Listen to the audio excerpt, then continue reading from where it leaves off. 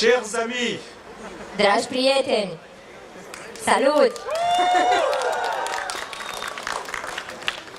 je suis très fier de représenter la Marche pour la vie de Paris et spécialement Choisir la vie.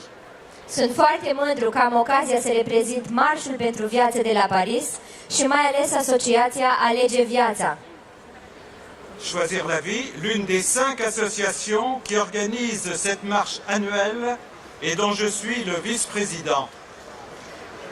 Asociația Alege Viața este una dintre cele 5 asociații care organizează Marșul pentru Viață de la Paris în fiecare an și eu sunt vicepreședintele acesteia.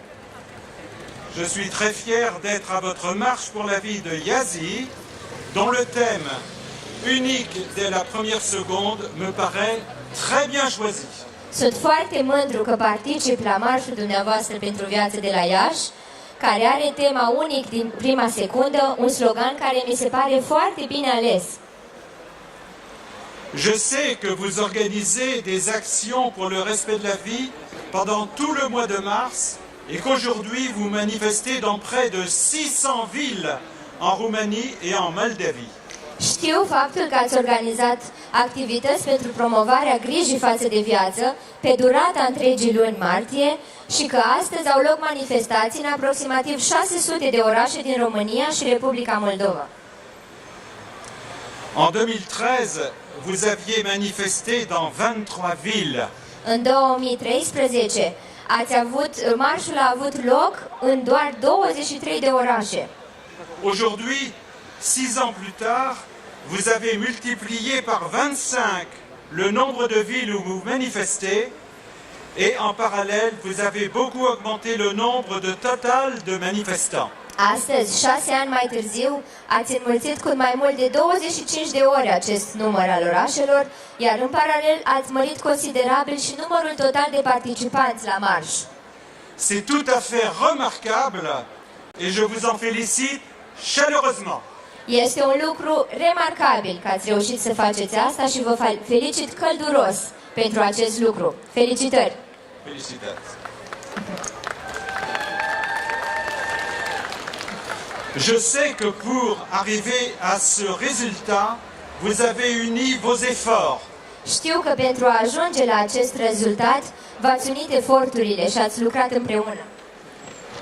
Vous avez su faire travailler ensemble plusieurs associations et les fidèles de différentes religions chrétiennes présentes dans votre pays.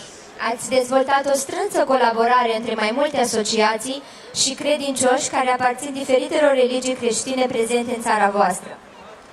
Vous avez raison, car pour gagner, il faut accepter de travailler avec des alliés qui peuvent être très différents de vous, mais qui ont les mêmes objectifs.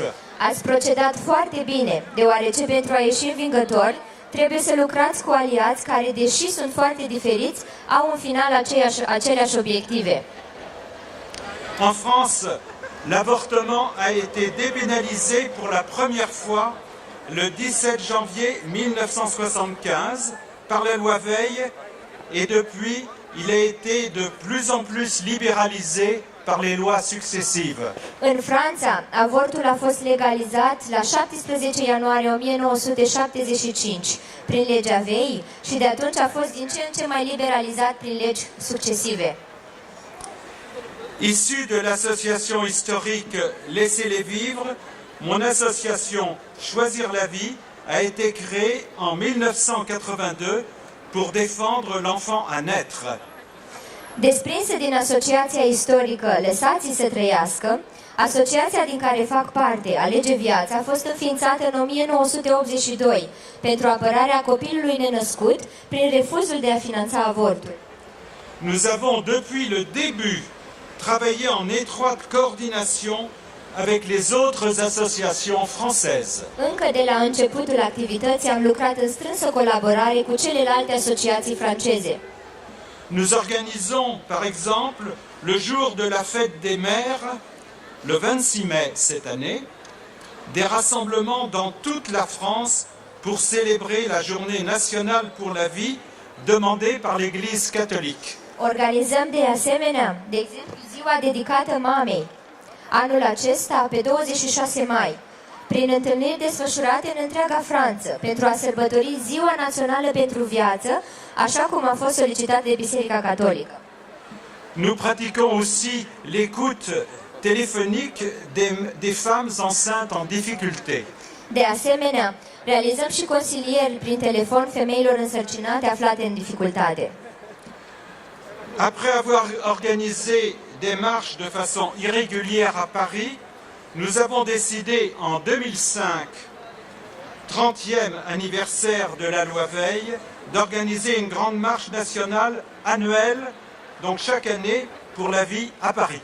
După o perioadă în care am organizat marșuri într-o manieră neregulată la Paris, am decis în anul 2005, când se împlineau 30 de ani de la promulgarea legii Vei, să organizăm un marș național anual de mare avargură, dedicat vieții la Paris.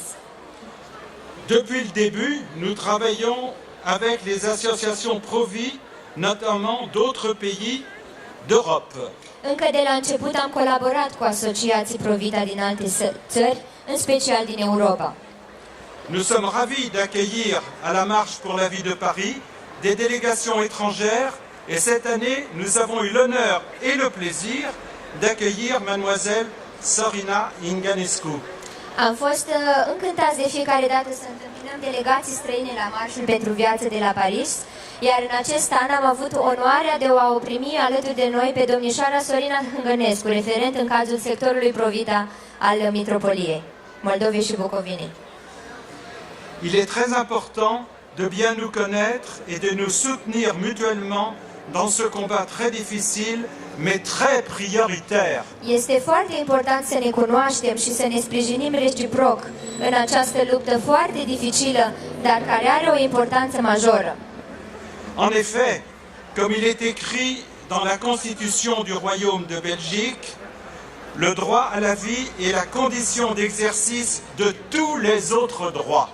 Așa cum este scris în Constituția Regatului Belgiei, dreptul la viață este condiția exercitării tuturor celorlalte drepturi.